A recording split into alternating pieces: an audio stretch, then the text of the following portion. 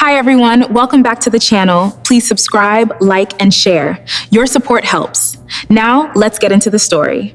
My husband carried her suitcase into our guest room himself, setting it down gently on the bed like it belonged there, while I stood in the hallway holding a stack of fresh towels I'd folded 20 minutes earlier for a guest I hadn't actually agreed to host.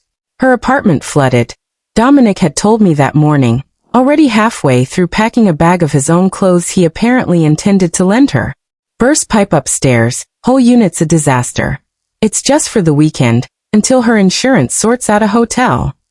I want to be honest about what I felt standing in that hallway, watching my husband's secretary, a woman named Chelsea Mercer, thank him warmly for being so understanding, while barely glancing in my direction. It wasn't jealousy, exactly, not yet. It was something quieter and more specific. The particular unease of watching two people move through a shared history I hadn't been given any real access to. My name is Renee Ashworth, and I'd been married to Dominic for 9 years by the time that suitcase landed on our guest bed. I want to tell you honestly that I didn't suspect an affair immediately, not in those first few hours. What I noticed, instead, was smaller and harder to name. The specific ease with which Dominic already knew Chelsea took her coffee black, no sugar. A detail he mentioned to me as though it were obvious, as though I should have already known it myself. I offered to show Chelsea where the towels were kept. She smiled, thanked me, and said, "Oh, Dominic already showed me the linen closet last time I stayed over." Last time.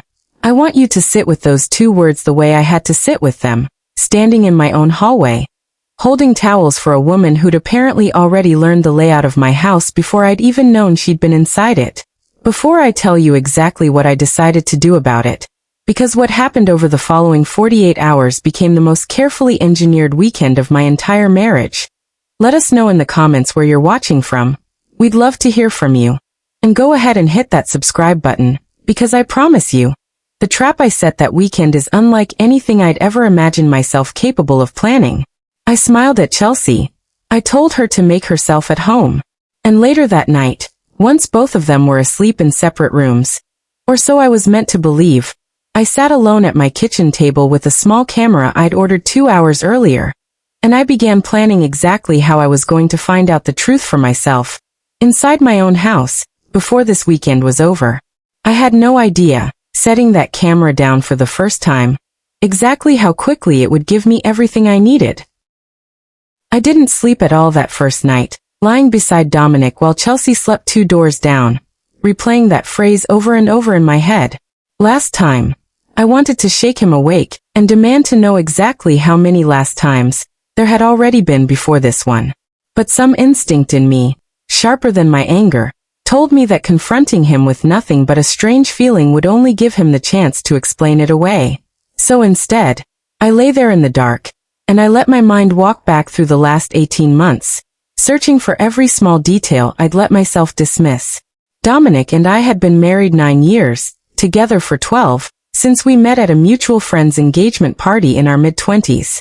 I want to tell you honestly that our marriage, for most of those years, felt genuinely solid. Not without ordinary friction, but steady, the kind of partnership I trusted completely, right up until the moment I started noticing things I couldn't quite explain away anymore. Chelsea joined Dominic's firm as his executive assistant almost 2 years before that flooded apartment story, hired specifically to manage his increasingly demanding schedule as he moved into a senior partner role. I met her exactly once at a holiday party, briefly, exchanging polite small talk before drifting toward other conversations. I remember thinking at the time that she seemed perfectly pleasant, entirely unremarkable. The kind of professional interaction you forget within a week. I want to walk you through the exact moments I'd been quietly filing away without fully registering them, because once I started actually looking, I realized I'd been collecting evidence for months without ever calling it that. 6 months before the flooded apartment, Dominic had started taking calls in the garage with the door shut, a habit that began, he told me, because Chelsea needed to reach him about time-sensitive client matters that required privacy from the rest of the office. I accepted that explanation at the time. I want you to notice, though, exactly how convenient that explanation actually was: private, urgent, requiring him to physically remove himself from any room I happened to be in. 4 months before that weekend, I found a receipt in his jacket pocket for a dinner at a restaurant across town. Dated on an evening he'd told me he was working late at the office. When I asked about it, gently, he said Chelsea had needed to grab a quick bite between 2 client calls, and he'd expensed it through the company card because technically it fell during work hours. I remember accepting that explanation too, filing it away as ordinary rather than what it actually was. The first concrete piece of evidence I'd simply talked myself out of taking seriously. 2 months before the flood, I attended one of Dominic's firm holiday parties, the same one I'd have expected Chelsea to attend given her role as his assistant. I remember watching them together across the room for exactly 40 seconds. Nothing dramatic, nothing that would have looked suspicious to anyone else glancing over. But I noticed the specific ease between them. The way Dominic's hand rested briefly on the small of her back as he guided her toward a group of colleagues. A gesture so natural, so unconsciously intimate, that it couldn't have been the first time he'd made it. I confronted him about it that same night, in the car on the drive home. Not accusing him outright. I didn't have anything concrete enough yet, simply asking if there was anything happening between him and Chelsea that I should know about. "She's my assistant, Renee," he said, his voice carrying a specific, practiced exasperation I would later recognize as rehearsed defensiveness rather than genuine confusion. "I touch a lot of people's backs walking through crowded rooms. Don't read into things that aren't there." I wanted desperately to believe him. I let myself believe him mostly, for the following 2 months, right up until a burst pipe in Chelsea's apartment gave Dominic the perfect, sympathetic excuse to bring her directly into our home. I want to be honest about the particular vertigo of that first evening, once I'd finished replaying those months of small, dismissed details. I understood, lying awake beside Dominic, that I wasn't dealing with paranoid speculation anymore. I was dealing with a pattern I'd simply been too afraid, or too hopeful, to name directly until that moment in the hallway with the towels. I got up quietly around 2 in the morning, careful not to wake Dominic, and I sat alone in my kitchen with my laptop, searching for exactly the kind of small, unobtrusive camera that could capture whatever happened in my own house over the following 2 days without either of them ever suspecting it existed. I had no idea, placing that order at 2 in the morning, exactly how much that camera was about to reveal, or how carefully I'd need to plan the rest of this weekend to make sure it captured the right moment, at exactly the right time. The camera arrived by same-day delivery just before noon on Saturday, disguised inside a small decorative plant pot roughly the size of my palm, ordered specifically because the listing promised 11 hours of battery life and a motion-activated recording feature I could review remotely from my phone. I want to walk you through exactly how I decided where to place it, because the decision mattered considerably more than simply hiding a camera anywhere convenient. I needed somewhere private enough that Dominic and Chelsea might actually let their guard down, but plausible enough that neither of them would think twice about a small plant appearing there. I settled on the home office, Dominic's home office, specifically, a room where he regularly worked evenings and weekends, and a room where I could easily justify Chelsea needing to be, given that Dominic had already mentioned, that morning, that she'd be helping him finish a presentation for Monday's client meeting. I placed the small pot on the corner of his bookshelf around 11 that morning, angled carefully toward his desk, while both of them were occupied elsewhere in the house. My hands were steadier than I expected them to be, doing this, a strange, focused calm settling over me that felt entirely unlike the anxious, sleepless woman from the night before. I want to describe what the rest of that Saturday actually felt like, because I think, waiting for a trap to work, sounds simpler in description than it actually felt living through it in real time. I made lunch for all 3 of us that afternoon, a casual, easy meal I forced myself to prepare with genuine warmth, chatting with Chelsea about her work, asking after her flooded apartment with a concern I didn't fully feel but performed convincingly enough that she never once looked at me with suspicion. "It's really generous of you both," she said at one point, over sandwiches at my own kitchen table, "letting me stay like this. Dominic said you wouldn't mind, but I know it's a lot to ask." I smiled at her, genuinely unsure, in that exact moment, whether her gratitude was sincere or simply another layer of performance I hadn't yet learned to see clearly. "Of course," I said. "That's what friends do for each other." I watched her glance, briefly, toward Dominic when I said the word friends. A small, almost imperceptible flicker of something I couldn't quite name yet. Gone as quickly as it appeared. Around 2 that afternoon, I told them both I needed to run to the grocery store for dinner ingredients. A plausible enough errand that neither of them questioned it. I want to be honest that I didn't actually need groceries. I needed exactly 45 minutes of them believing they were alone in the house together, with Dominic's home office already set up as the room he'd need to retreat to for that presentation Chelsea was supposedly helping him finish. I sat in my car in the grocery store parking lot for the entire 45 minutes, not shopping, simply watching the clock, my hands gripping the steering wheel with a specific, focused tension I hadn't felt since the earliest, most anxious weeks of my marriage. I told myself repeatedly that I might be about to find nothing at all. That Dominic might genuinely be innocent. That Chelsea's brief unreadable glance might have meant nothing.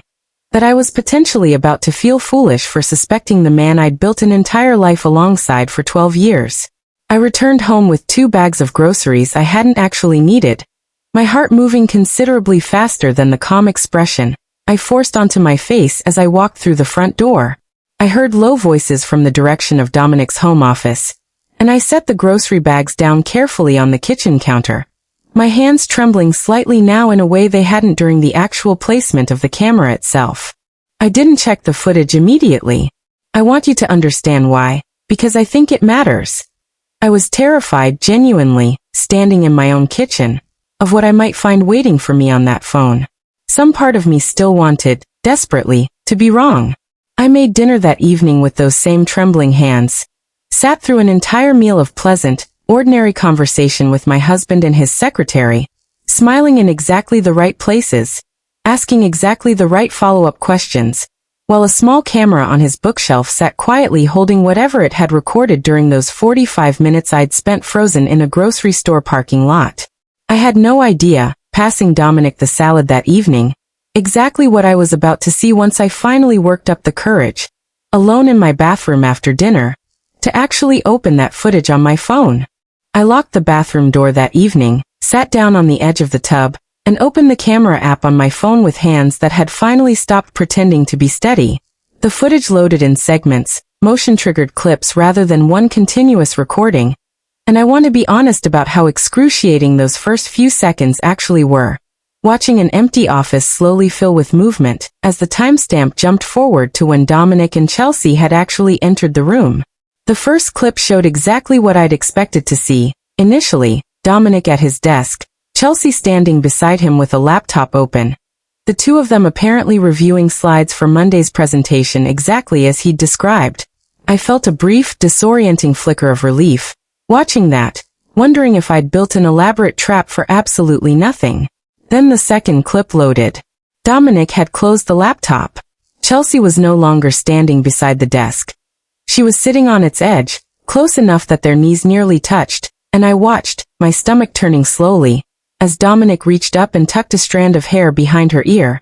A gesture so tender, so familiar, that it couldn't have been the first time either of them had done this. I heard her voice clearly on the recording, quiet but unmistakable. "We can't keep doing this here. Not with her in the house." And I heard Dominic's response, the specific words that ended permanently any remaining hope I'd been holding on to that I might be wrong about all of this. "I know. I just needed 5 minutes where I didn't have to pretend." I sat on the edge of that tub for a long time after the clip ended, my phone screen dimming automatically in my hand, the specific silence of that bathroom feeling considerably louder than it had any right to. I didn't cry immediately. I felt, instead, a strange, focused clarity settle over me. Not shock exactly, since some part of me had already known, but the specific, grounding relief of finally possessing undeniable proof rather than simply a feeling I could be talked out of. I want to tell you honestly what I decided, sitting there, because I think it matters to understanding everything that happened the following day. I didn't want to confront them that night, in the heat of freshly discovered betrayal, giving either of them the chance to construct some careful, rehearsed explanation before I'd fully decided how I wanted this to unfold. I wanted them to sit through one more meal at my table first. I wanted to watch them both perform normalcy one final time, fully unaware that I already knew everything, before I chose exactly when and how to end it. I unlocked that bathroom door and rejoined them in the living room, where Dominic had put on a movie neither of us was actually watching. Chelsea curled up on the opposite end of the couch with a specific, careful distance between them that felt, now, like the most transparent performance I'd ever witnessed in my own home. "Everything okay?" Dominic asked, glancing at me as I sat down beside him. "Everything's fine," I said, and I meant it in a way he couldn't possibly have understood in that moment. Because for the first time in 18 months of quiet, dismissed suspicion, everything actually was finally completely clear. I had no idea, sitting on that couch pretending to watch a movie, exactly how satisfying the next 24 hours were about to feel. Now that I finally had exactly the proof I needed to end this on my own terms, rather than theirs. I spent that final night beside Dominic in our bed, wide awake, planning exactly how Sunday was going to unfold. I want to be honest about the specific discipline that decision required. Lying next to a man I now knew, with complete certainty, had been lying to me for months, while forcing myself to breathe evenly, to give nothing away, to let him believe, one final time, that he'd successfully gotten away with it. I decided, sometime around 4 in the morning, exactly how I wanted this to happen. I didn't want a private confrontation in a bedroom, easily minimized, easily walked back through tears and rehearsed apologies once the immediate shock passed. I wanted it to happen at the table over the final meal of the weekend, with Chelsea still present, so that both of them would have to sit with the consequences together, in real time, rather than separately, on their own terms. I made brunch Sunday morning with the same steady hands I'd used the night before, setting the table carefully, pouring coffee for all three of us, watching Chelsea take hers black, no sugar, exactly the detail Dominic had mentioned so casually 2 days earlier without a second thought. "I want to show you both something," I said once we were all seated, my phone already in my hand beneath the table. Dominic glanced up, his expression carrying nothing more than mild curiosity. "Sure, what's up?" I set my phone down on the table between us, the footage already cued to the exact moment Dominic had tucked that strand of hair behind Chelsea's ear, and I pressed play. I want to walk you through exactly what happened in the 10 seconds after that footage started playing, because I've replayed that moment in my mind more times than I can count since. Dominic's face went through a specific, rapid progression. Confusion first, as he registered what he was looking at, then a draining, visible horror as he recognized his own office, his own voice, his own hand reaching toward Chelsea's face. Chelsea's reaction came a beat later, her fork frozen halfway to her mouth, her eyes darting between the phone screen and my face with an expression I can only describe as a woman watching her entire carefully constructed narrative collapse in real time. "Renee," Dominic started, his voice already carrying the specific, desperate register of someone searching for an explanation that didn't exist. "I don't need you to explain it," I said, my voice steadier than I expected. "I watched it happen in real time yesterday afternoon, while I sat in a grocery store parking lot giving you exactly the privacy you apparently needed." I turned to Chelsea next, watching her attempt, briefly, to construct some version of professional composure. "I think it's best if you find somewhere else to stay for the rest of your visit," I said. "Your apartment situation is no longer this family's problem to solve." "Renee, I'm so sorry," Chelsea said, and I want to be honest that I believed, at least partially, that she meant it.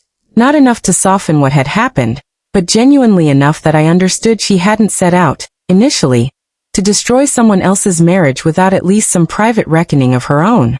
"I believe that you're sorry," I said. "I don't believe it changes what you both actually did, in my own home, while I made you both lunch and asked about your flooded apartment like I actually believed a single word either of you told me." Dominic attempted for several minutes to construct some version of explanation. A marriage that had grown distant, feelings that had developed slowly, a specific litany of justifications I'd already heard, in some form, from every account I'd ever read of someone justifying exactly this kind of betrayal. I listened to all of it calmly, because I'd already decided, sitting awake at 4 that morning, exactly what I intended to say once he'd finished. 18 months, Dominic, I said. That's how long I've been quietly explaining away every single sign, because some part of me still wanted to believe in this marriage more than I wanted to face what was actually happening in it. I'm done doing that now. I have everything I need to move forward, and none of it requires anything further from either of you. Dominic moved out 4 days after that brunch, and I want to give you an honest account of what the months following that weekend actually looked like, rather than a tidier version than real life usually offers. I filed for divorce 2 weeks later, the footage providing exactly the kind of clear, uncontestable evidence that made the legal proceedings considerably more straightforward than they might otherwise have been. Dominic didn't contest much of anything, moving through the process with the specific, hollowed-out cooperation of someone who understood there was very little left worth fighting over.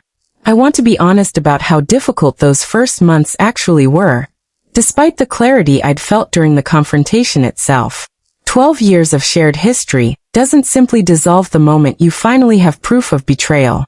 I grieved, genuinely, the version of my marriage I'd believed in for over a decade, even while remaining completely confident in my decision to end it.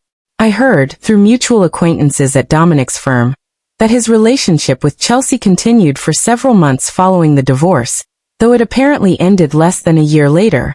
Worn down, from what I understand, by the specific difficulty of building something people already knew had started with this much deception baked into its foundation. Chelsea eventually left the firm entirely, taking a position at a different company across the city, something I understand was less a career advancement and more a quiet, necessary departure from a workplace that had become considerably more complicated for her to remain in. The months following the divorce required their own kind of rebuilding, considerably slower and less dramatic than the weekend that had ended my marriage. I leaned into my own career during this period. Work I'd genuinely loved before marriage had gradually pulled some of my attention elsewhere over the years.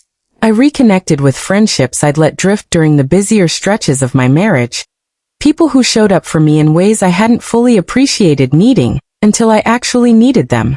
I found, somewhat to my own surprise, that the specific discipline I'd maintained during that engineered weekend, staying calm, gathering proof, waiting for exactly the right moment rather than reacting immediately to raw suspicion, carried forward into how I approached rebuilding my life afterward. Deliberate, unhurried, more interested in getting things right than getting them resolved quickly. If you've ever felt something was wrong in your own home, a small detail you couldn't quite explain away, a familiarity between two people that felt subtly, unmistakably different from ordinary professional courtesy, I want you to hear something I learned the difficult way, sitting alone in a grocery store parking lot with my hands gripping the steering wheel. You don't owe anyone the benefit of the doubt indefinitely, especially not inside your own home. You're allowed to trust your own instincts, even when the person you love is actively working to convince you those instincts are wrong. And sometimes, the most powerful response to betrayal isn't a raw, immediate confrontation in the heat of discovery. It's patient, deliberate proof, gathered calmly, revealed exactly when you're ready for it to be revealed, rather than when someone else's lie demands an immediate reaction from you. Dominic invited his secretary into our home, certain that a flooded apartment and a carefully rehearsed explanation would be enough to cover 18 months of betrayal. He had no idea, watching me pass him the salad that final evening, exactly how much I already knew, or exactly how carefully I'd already planned the next 24 hours of his life.